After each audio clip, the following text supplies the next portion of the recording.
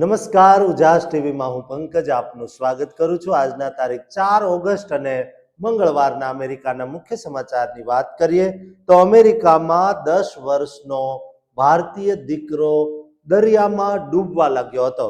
દરિયાના પ્રચંડ મોજામાં તણાવા લાગતા એક 16 વર્ષના સગીરે તેને બચાવ્યો। તેનો વિડીયો તમને બતાવીશું। ઉપરાંતના સમાચારમાં જોઈએ તો અમેરિકામાં એક ભારતીય મહિલા ડોક્ટર હાલ જેલમાં છે। આ બાળકોની ડોક્ટર મહિલા પર તેની જ 4 વર્ષની દીકરીને પૂલમાં ડૂબાડી દેવાનો આરોપ લાગ્યો છે। જેલમાં બંધ આ મહિલા ડોક્ટરને અન્ય કેદીઓ દ્વારા જે ધમકીઓ મળી છે તે જાણીને તમે ચોંકી જશો। તેની વિગતે વાત કરીશું। ઉપરાંતના સમાચારમાં જોઈએ તો અમેરિકામાં ટ્રમ્પ સરકારે 25 એવા લોકોની નાગરિકતા રદ કરી છે। તેમાં 65 વર્ષના એક ભારતીયને પણ ડિપોર્ટ કરી દેવામાં આવશે। આ ભારતીય કોણ છે અને તેના પર શું આરોપ લાગ્યા છે તેની વિગતે વાત કરીશું। તો ચાલો તમામ સમાચાર જોઈએ વિસ્તારથી। અમેરિકાના ટેક્સાસમાં બેઠેલા એક પિતાના ફોન પર અચાનક પોતાના 10 વર્ષના માસૂમ પુત્રનો ધ્રુજતા અવાજે એવો કાળજું કંપાવી દેનારો સંદેશ આવે કે પપ્પા હું ડૂબી ગયો હતો, અને તે સાંભળતા જ પિતાના પગ નીચેથી જમીન સરકી જાય। દોસ્તો, સૌ પ્રથમ એ ડૂબતા અને બચાવેલા બાળકનો વિડીયો જોઈ લો, પછી તેના પર વિગતે વાત કરીએ। I start running up the beach as you get pulled out. The challenges for this rescue was that it was so close in, fins were ineffective, drag them out of the water. That is just a part of our daily task to do, to keep the public safe. That's the reason we were on the beach. I returned to my tower after the rescue and continued to make safety contacts and ended up making more rescues later that day. Together that day, we had many units on and all the tower staff. All the towers are making constant safety contacts with the units driving through to support us. Without working together, we would not be able to make many of the rescues we do. I wish more people knew about ocean conditions and rip currents. A way that people can find out about those is talking to lifeguards or doing some research before they head to the beach. I'd like people to remember that we make thousands of rescues along the California coast and around the world every day, and that this is not an uncommon. અમેરિકાના કેલિફોર્નિયાના દરિયા કિનારે અચાનક આવેલા 10 ફૂટના ભયાનક મોજાઓ વચ્ચે ખેલાયેલા આ live rescue અને suspense પાછળનું સાચું સત્ય જાણીને તમારું હૃદય ચોક્કસ ધડકી ઉઠશે। દોસ્તો, જે લોકો દરિયા કિનારે જતા હોય છે તેમણે પોતાના માસૂમ બાળકોની સુરક્ષા સામે બહુ જ કેર કરવી જોઈએ। અહેવાલો મુજબ ટેક્સાસથી પોતાની માતા અને નાની બહેન સાથે કેલિફોર્નિયાના સાન્ટા ક્રુઝ શહેરની મુલાકાતે આવેલો 10 વર્ષનો માસૂમ નથાનિયલ રાય ગત 25 જુલાઈના રોજ સીબ્રાઇટ બીચ પર દરિયા કિનારે માત્ર ઘૂંટણ સમા છીછરા પાણીમાં ઊભો હતો।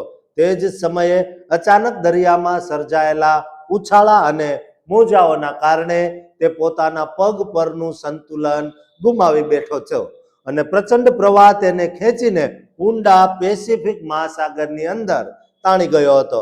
આ દુર્ઘટના બની ત્યારે બાળકના પિતા સુમિત રાય ટેક્સાસના ડલાસ શહેરમાં હતા અને તેમણે આ અણધાર્યા કટોકટી ભર્યા સમાચાર મળ્યા હતા। પિતા સુમિત રાયે એલિઝાબેથ વર્ગાસ રિપોર્ટ સાથે વાત કરતા ભાવુક થઈને જણાવ્યું કે હું મારા દીકરાનું રક્ષણ કરવા માટે ત્યાં હાજર નહોતો અને મારા 10 વર્ષના દીકરાએ મને કહ્યું કે પપ્પા હું દરિયામાં ડૂબી ગયો હતો। આ કોલ બાદ સોશિયલ મીડિયા પર ઘટનાના સેલ ફોન ફૂટેજ વાયરલ થતા સમગ્ર દેશનું ધ્યાન આ કિસ્સા તરફ ખેંચાયું હતું। આ ભયાનક કટોકટી વખતે કિનારે ફરજ બજાવતા 16 વર્ષના સિઝનલ લાઈફગાર્ડ રાઇડર વિલિયમ્સે પાણીમાં ઝઝૂમતા માસૂમ બાળકને જોતા ક્ષણનો પણ વિલંબ કર્યા વગર પ્રવાહમાં દોટ મૂકી। દરિયાની પરિસ્થિતિ અતિશય ભયાનક હોવાના કારણે રાઇડર વિલિયમ્સ પોતાના રેસ્ક્યુ ટ્યુબનો ઉપયોગ પણ કરી શક્યો નહોતો, છતાં તેણે લગભગ 10 ફૂટ ઊંચા મોજાઓ સામે લડત આપીને નથાનિયેલ સુધી પહોંચવામાં સફળતા મેળવી। જ્યારે તેઓ બાળક પાસે પહોંચ્યા ત્યારે નથાનિયેલ સાવ અચેત હાલતમાં ઢળી પડ્યો હતો। લાઈફગાર્ડ રાઇડર વિલિયમ્સે બાળકને છાતી સરસો સખત પકડી રાખીને રાક્ષસી મોજાઓ વચ્ચેથી કિનારા તરફ લાવવાનો પ્રયાસ શરૂ કર્યો. તે જ સમયે તેમના સાથી લાઈફગાર્ડ એરોન બોહનેન પણ મદદે આવી પહોંચ્યા હતા અને બંને સાથે મળીને બાળકના શ્વાસ બચાવી સુરક્ષિત રીતે સીબ્રાઇટ બીચના કિનારે પહોંચાડ્યો હતો. સ્થળ પર હાજર પેરામેડિક્સ ટીમે તાત્કાલિક બાળકની સારવાર કરી, જેના કારણે તે મોટી ઈજાઓમાંથી બચી ગયો. પરંતુ દરિયાનું પાણી રેતી પેટમાં જતા તેને ભાન ગુમાવ્યું અને અત્યારે પણ તે રેતી ઉધરસ વાટે બહાર કાઢી રહ્યો છે. વળી માનસિક આઘાતના કારણે તેને રાત્રે ઊંઘવામાં મુશ્કેલી પડી રહી છે.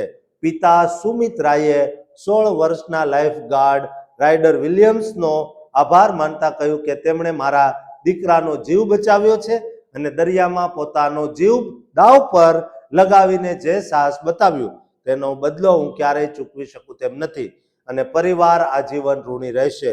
દેશભરમાં વખાણ થવા છતાં 16 વર્ષના રાઇડરે નમ્રતા બતાવતા કહ્યું કે આ મારી ફરજ છે અને મને મારા કામ પ્રત્યે પ્રેમ છે.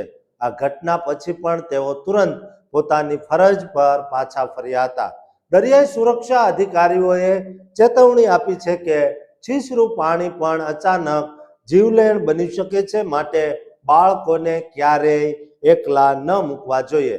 દોસ્તો, ભારતીયો અને ખાસ કરીને ગુજરાતીઓ હરવા ફરવા અને પ્રવાસના ખૂબ શોખીન હોય છે. બાળકોને સાથે લઈ જાય ત્યારે ક્યાંય પણ અજાણી જગ્યાએ અને ખાસ કરીને પાણીમાં તો એકલા ન જ મૂકવા જોઈએ. હરતા ફરતા અને પ્રવાસ કરતા તમામ ગુજરાતીઓ અને ભારતીયોને આ ચેતવણી રૂપ વિડીયો શેર કરજો અને આ ચેનલને સબસ્ક્રાઇબ કરવાનું ચૂકતા નહીં.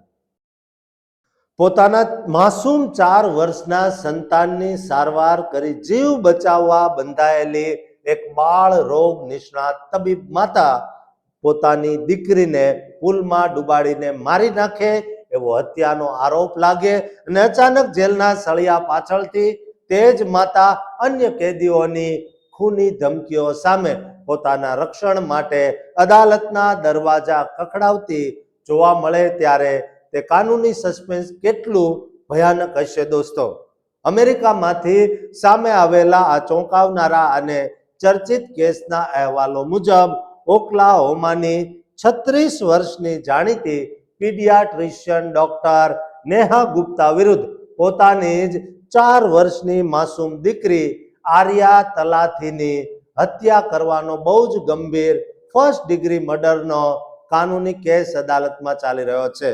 કાનૂની તપાસ અને પ્રોસિક્યુટર્સના અહેવાલો અનુસાર ગત જૂન 2025માં ફ્લોરિડાના એલ પોર્ટલમાં ભાડે રાખેલા એરબીએનબીના સ્વિમિંગ પુલમાં આ ભયાનક ઘટના ઘટી હતી, જ્યાં આરોપી ડોક્ટર નેહા ગુપ્તાએ પોતાની દીકરી આર્યા તલાથીનું મોં દબાવીને એટલે કે શ્વાસ રૂંધીને મોત નિપજાવ્યું હતું. બાદમાં ઘટનાને આકસ્મિક ડૂબી જવાની દુર્ઘટના દર્શાવવા બાળકીના મૃતદેહને સ્વિમિંગ પુલમાં મૂકી દીધો હતો, પરંતુ મેડિકલ એક્ઝામિનરના ફોરેન્સિક પોસ્ટમોર્ટમ રિપોર્ટમાં ખુલાસો થયો હતો કે બાળકીનું મોત ડૂબવાથી નહીં પરંતુ શ્વાસ રૂંધાઈ જવાથી એટલે કે એસ્ફિકેશનથી થયું છે. કાનૂની તપાસમાં સામે આવ્યું છે કે બાળકીના મોત અગાઉ નેહા ગુપ્તા અને બાળકીના પિતા વચ્ચે દીકરીની કસ્ટડી અંગે લાંબા સમયથી કાનૂની વિવાદ ચાલી રહ્યો હતો. હાલમાં આરોપી નેહા ગુપ્તા વિરુદ્ધ બિનજામીનપાત્ર ફર્સ્ટ ડિગ્રી મર્ડરનો ગુનો નોંધીને તેને મિયામી ડેડ કાઉન્ટી જેલમાં રાખવામાં આવી છે. જોકે નેહા ગુપ્તાએ અદાલતમાં પોતાને નિર્દોષ જાહેર કરીને તમામ આરોપો અસ્વીકાર કર્યા છે અને તેના વકીલે ફોરેન્સિક આક્ષેપો પર જાહેરમાં કશું કહ્યું નથી, પણ જેલમાં સુરક્ષા માટે અરજી કરી છે. પરંતુ અત્યારે આ કેસમાં એક નવો સસ્પેન્સ ભર્યો વળાંક સામે આવ્યો છે.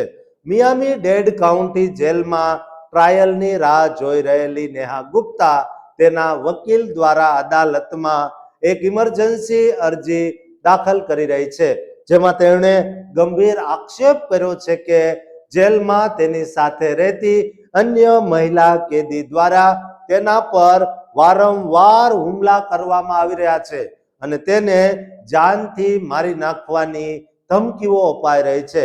વકીલે અદાલતમાં રજૂ કરેલા કાગળો મુજબ ગત જાન્યુઆરીમાં તે મહિલા કેદી નેહાના સેલ અંદર ઘૂસી ગઈ હતી અને તેના મોઢા પર ધડાધડ મુક્કા માર્યા હતા, જેના લીધે નેહાના ચહેરા પર ઈજાઓ અને કાળા ડાઘ પડી ગયા હતા તથા તેના ચશ્મા તૂટી ગયા હતા.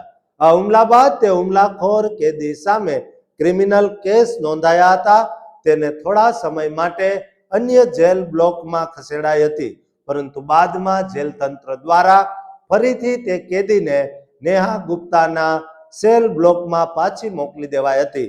તાજેતરમાં ગત 17 જુલાઈના રોજ તે કેદીએ નેહાના સેલના દરવાજા પર બારણા ઠોકીને બૂમો પાડી હતી, હું તને જાનથી મારી નાખીશ. સાથોસાથ 24 જુલાઈના રોજ તે જ કેદી સાથે જોડાયેલી અન્ય સાથી કેદીએ પણ નેહા ગુપ્તા પર ફરી હુમલો કર્યો હતો, જેની જેલ તંત્ર દ્વારા તપાસ ચાલી રહી છે.